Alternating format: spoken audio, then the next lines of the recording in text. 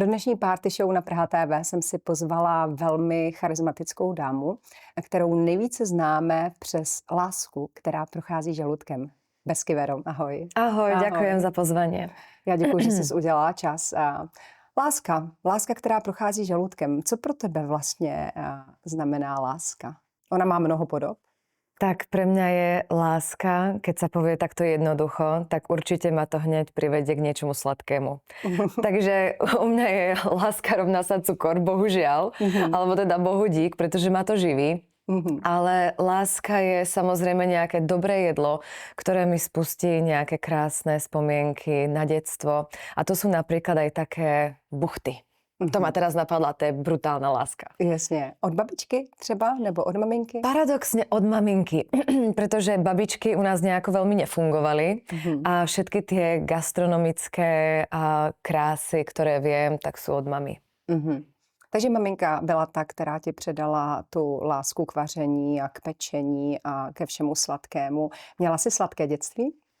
Mala som krásne detstvo a bola som jedináčik a naozaj naši nám dávali tú veškerú a naozaj podporu a keď si na to spomeniem, tak je to krásne obdobie. Ako detstvo nemôžem na to povedať nič zlé. Takže určite bolo sladké, bolo krásne. Myslíš si, Veroniko, že to dětství je právě ten start do života, který ti dá vlastně úplně nejvíce i potom do další trasy, do další cesty životem? Myslíš si, že tě hodně ovlivňuje dětství?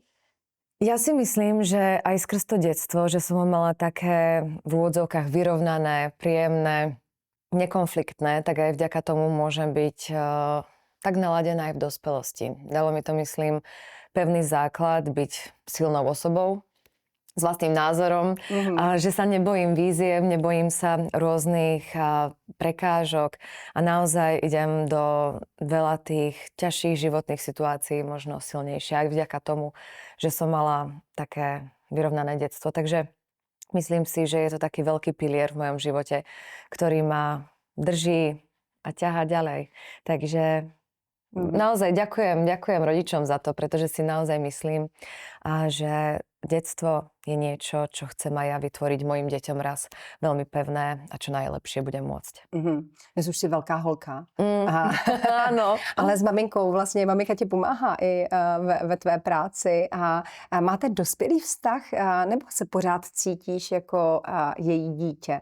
Protože ptám se na to protože mnohým se to nepodaří vůbec za celý život vlastně mít ten dospělý vztah matka-dítě. To si strašne krásne otvorila tú tému a nejako to teraz proste priniesla túto ku stolu, pretože veľa ľudí sa ma na to nepýta a je pravda, že naozaj pracujem s mamou, ale keď som s ňou na tom place alebo niekde pracovne, tak to není mama, je to Monika a sama to vyžaduje, pretože aj kvôli tomuto, ak je na ňu zakričím napríklad na tom place, mami, prosím, podáš mi toto, ty tady máš maminku? Jasne. Jak je to možné, že je tady máma? Jasne. A teraz máte proste 15-minútový small talk o tom, ako, bože, akéž bych ja tady měla moji mámu a to my nemáme taký dobrý vztah.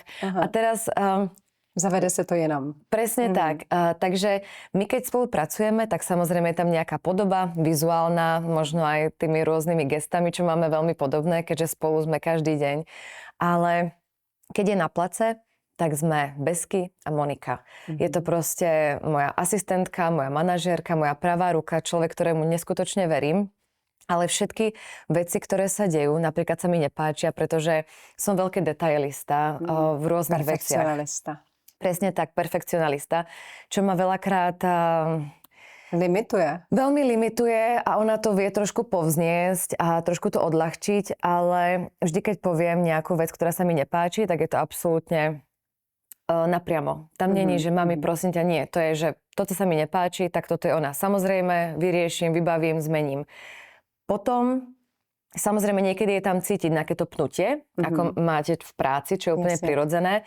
Ale našťastie sa nám to darí oddelovať a potom si sadneme na kávu a potom proste to otvoríme, pokecáme o tom a vždycky jej poviem, vieš, že som to tak nemyslela, ona, že absolútne viem, nebolo to osobné, absolútne viem a je pohoda. Takže naozaj klopem virtuálne na všetky drevá sveta, aby som to nezariekla. Darí sa nám to, aj to krásny, pracovný a samozrejme milujúci vzťah matka-dcéra, ale aj Besky a Monika.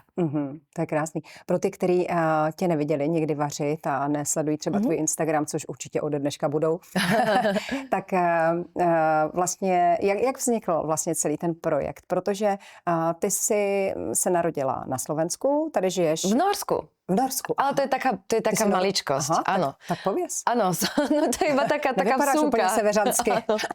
Je to tak, to je iba taká rýchlo vsúka, taký fun fact o mne, že áno, narodila som sa v Norsku, mám norské občianstvo, pretože moji rodičia tam žili, teda môj otec tam pôsobil ako hudobník 15 rokov a potom mamina išla za ním, jedno s druhým. Narodila som sa ja a v 3 rokoch som vlastne odišla už na Slovensko. Takže áno, som Slovenka, ale je to vtipné, že mám aj ten norský pas. Takže ako v podstate tam neboli žiadne začiatky ničoho, ani gastronómie, ako vravím, ocino bol hudobník, potom podnikal, mamina vlastne pracovala s ním, takže nikdy tam ten gastrosvet na nás veľmi nedýchal a celá táto idea mojej gastrocesty vznikla naozaj len a len vďaka Masterchefu a začalo to všetko pred covidom.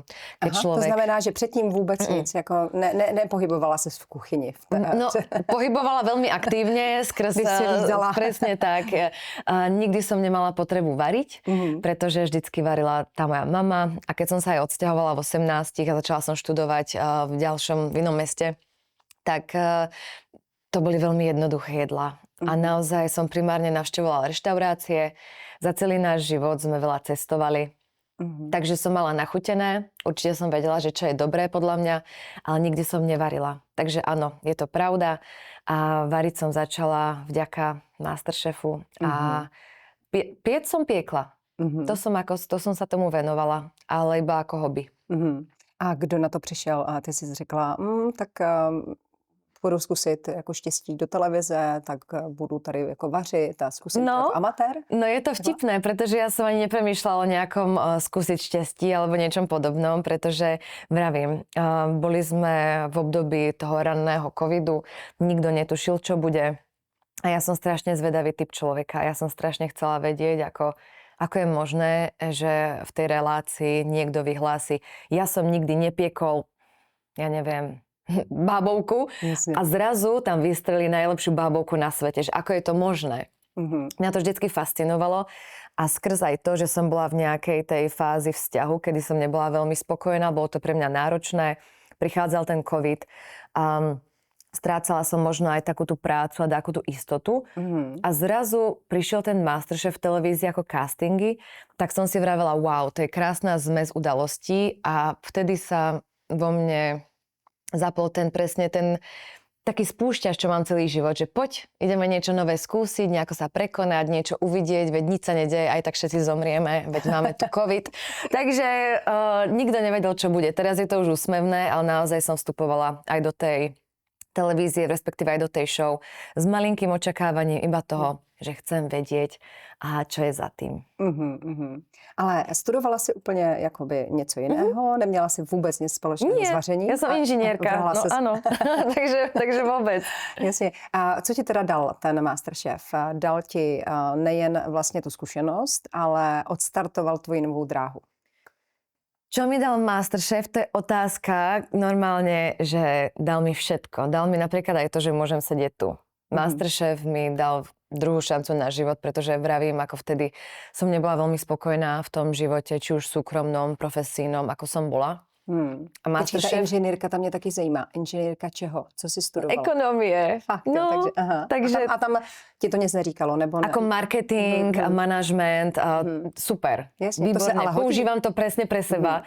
Ale vedela som, že nechcem, že tá moja duša nechcem byť proste niekde v korporáte. Čo si myslím, že je super bezpečná práca a nejaká istota, ale ja som vedela, že som trošku strelec. Chcem skúsiť niečo nepoznané, ale nevedela som čo. Spievať neviem, tancovať neviem, tak, ale manuálne som zručná. Takže nejako to teda prišiel teda ten Masterchef. No a a proste Dal ti nový náboj, dal ti proste život. dal mi smer, ktorý som naozaj vôbec netušila, že môže byť. Každý miluje dobré jedlo, každý má veľmi rád možno show o varení, ale byť účastníkom a skúsiť si to na vlastnej koži, tak som to dala a nejako to dopadlo. A aj vďaka Masterchefu naozaj žijem život, ktorý teraz žijem a preto vravím a vždycky vyzývam každého.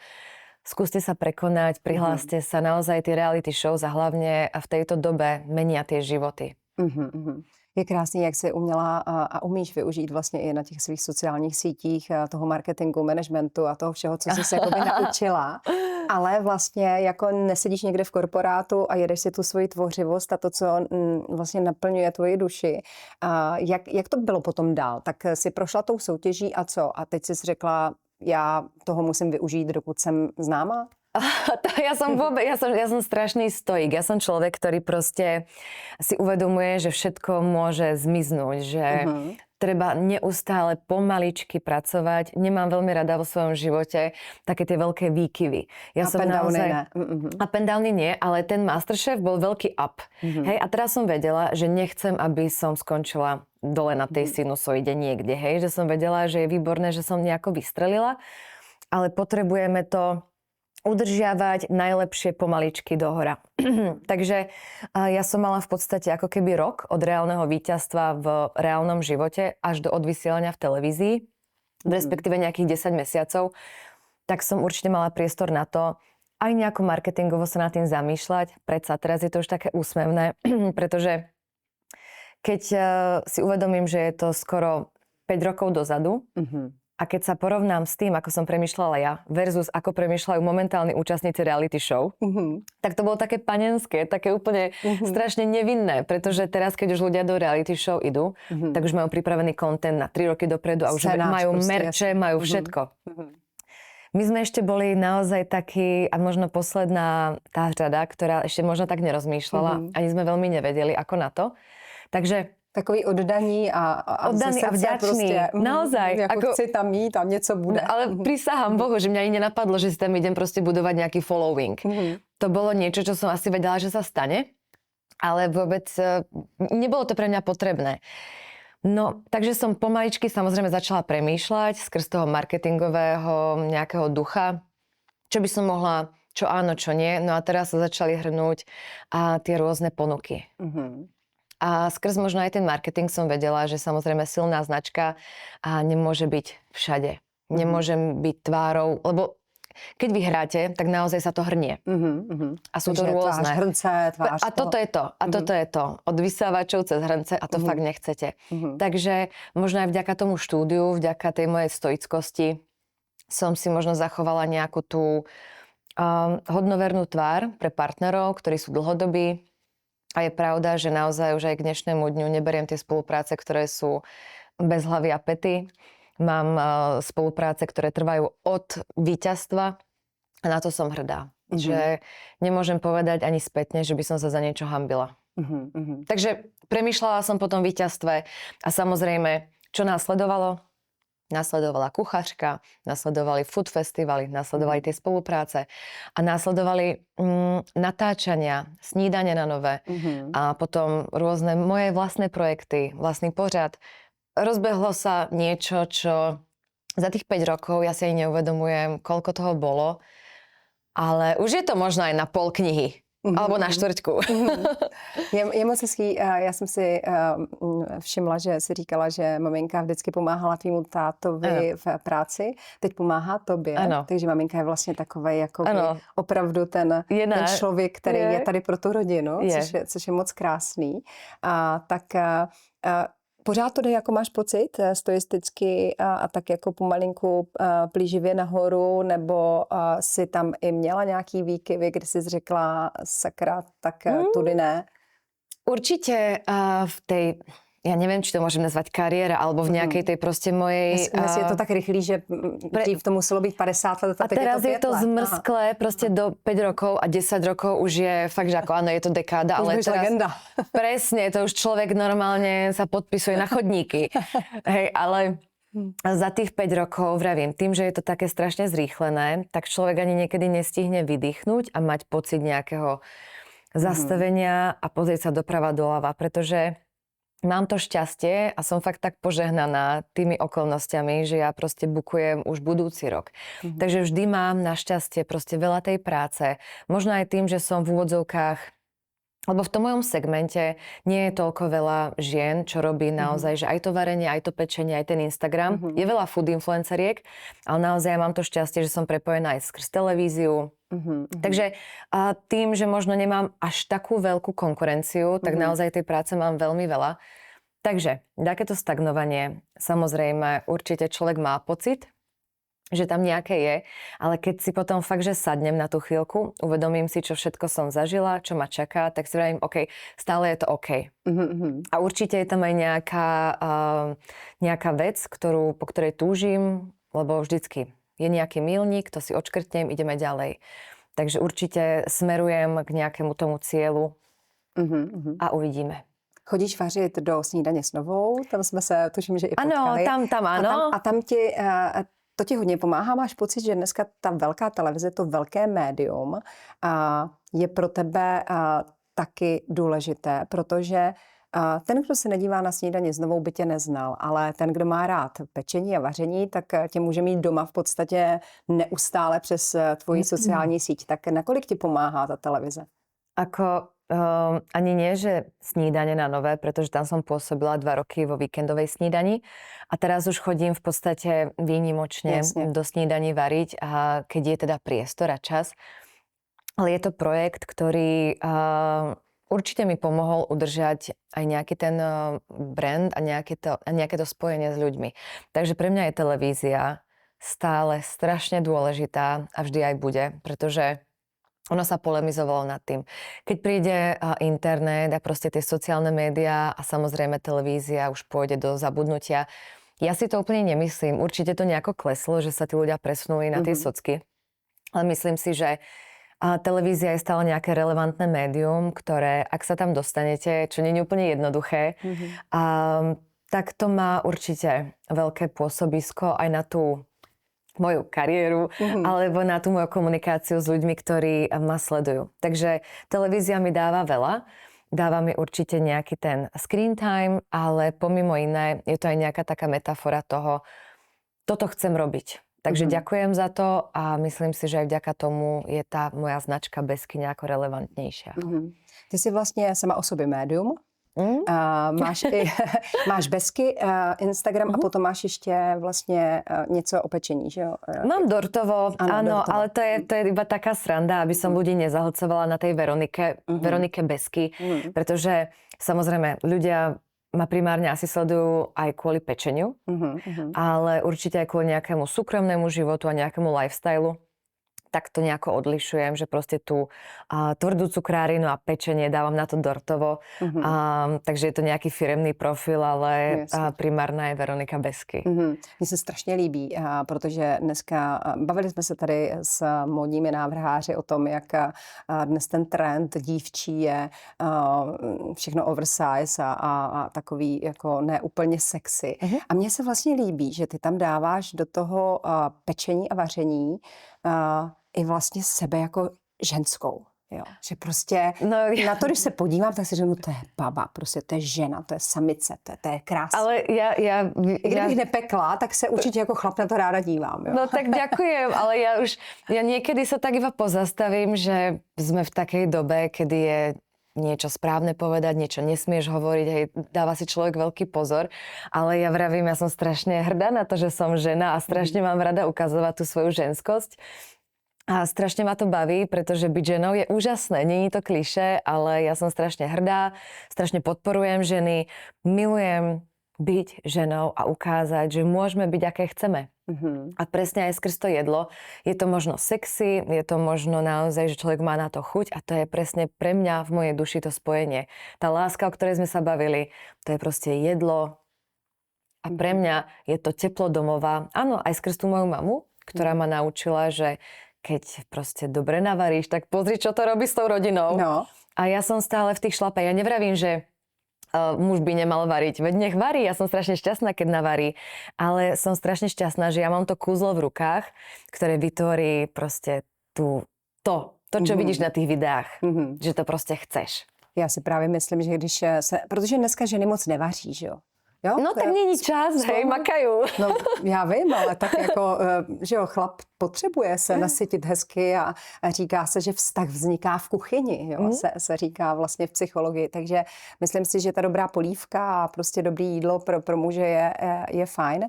A tak ty chlapy, ty musíš být pro ně prostě taková jako Madonna, protože jsi krásná holka, navíc milá, studovaná, máš to v hlavě srovnaný a ještě vlastně umíš jako výborně uvařit. Ale som Slovenka, takže trošku ohňu tam je. Hej? Takže pre Čechov je to veľmi, veľmi náročné niekedy. No. To sa smejeme, no. Ale pro Čechov, no teď máš herce, že jo? Teď vlastně jako tvýho miláčka, tvoje láska velká. Ano, a to je kdo, prosrať? Je to Adam Vacula a áno, ako poznáte ho možno presne teraz momentálne zo Znaku Vysočina, ale myslím si, že zahviezdil Zlatej labuti, kde hral teda hlavnú rolu.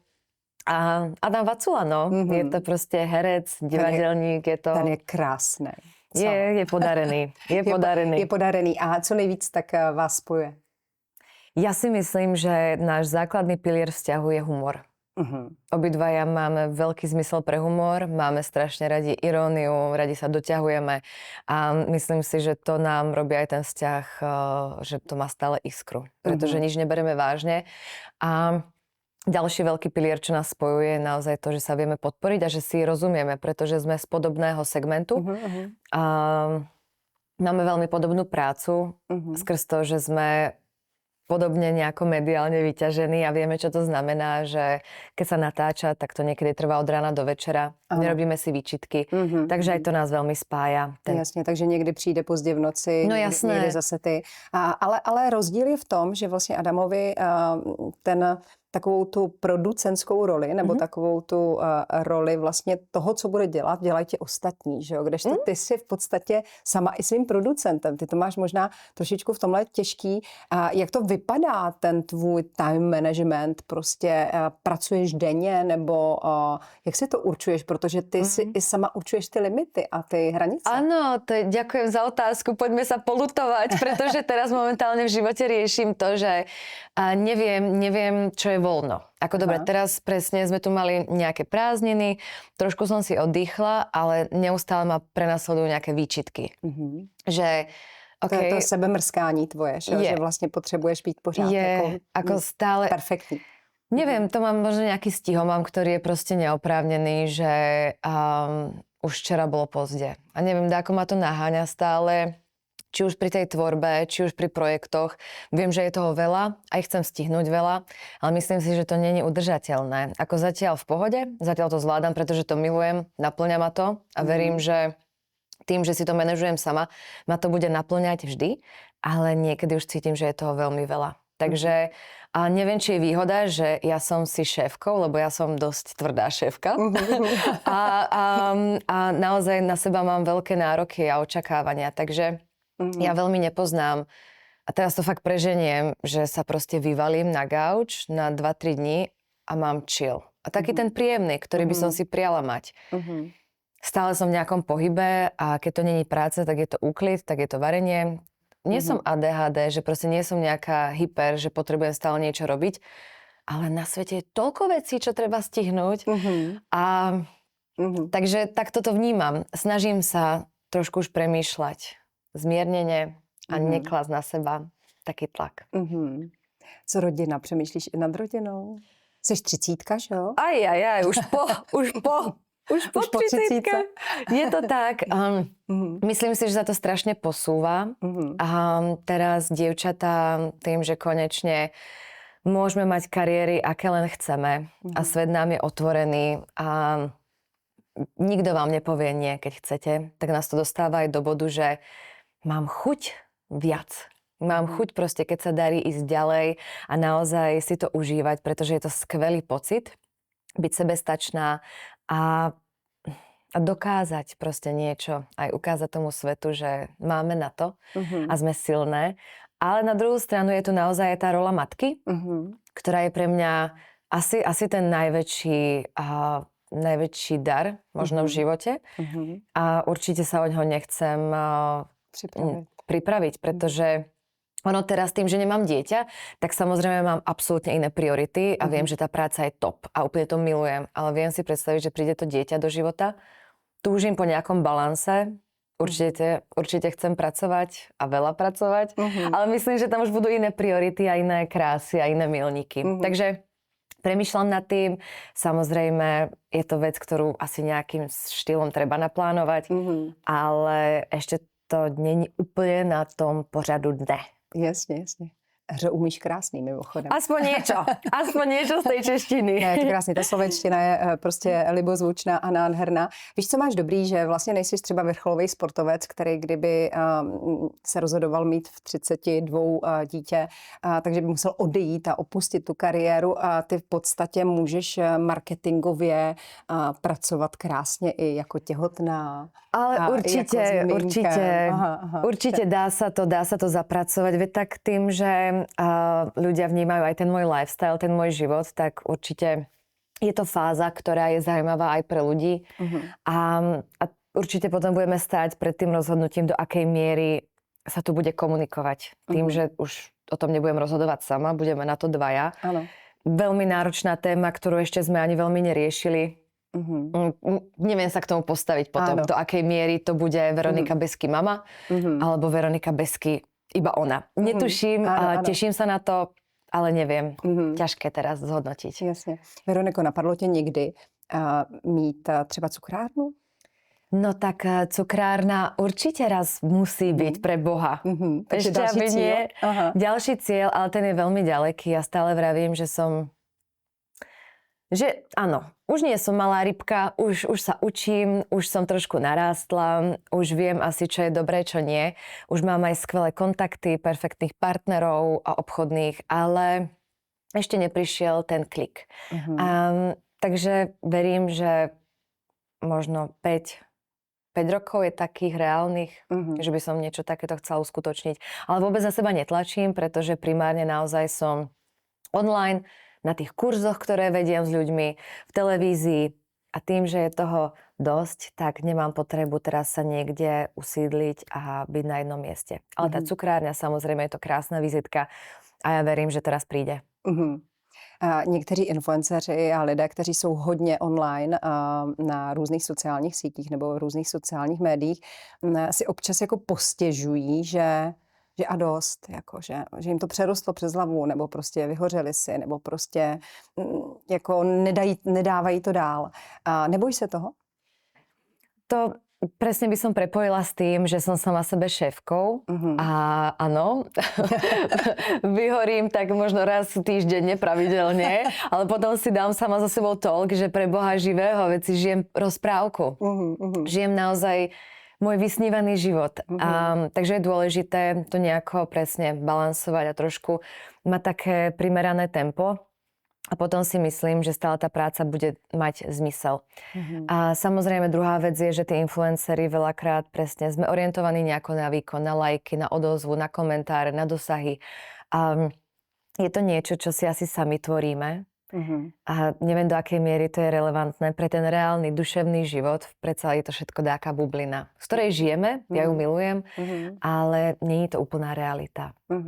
Takže do akej miery nám zasahujú sociálne médiá do reálneho života, to je presne možno tá vec, ktorá potom človeka prinúti k tomu vyhorieť.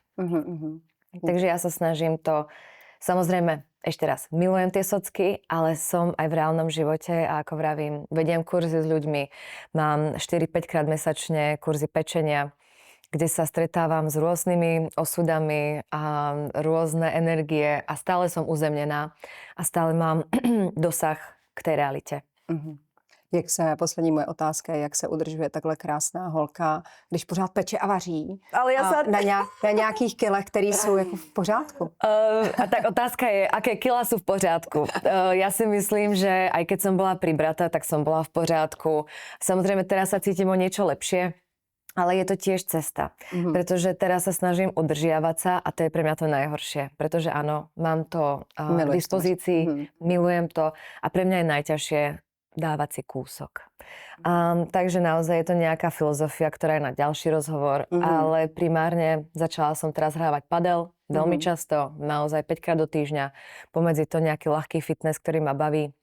A je to stále tá dookola poučka, príjem, výdaj. Čo sa mi nevždy darí, tak uvidíme, ako to dopadne.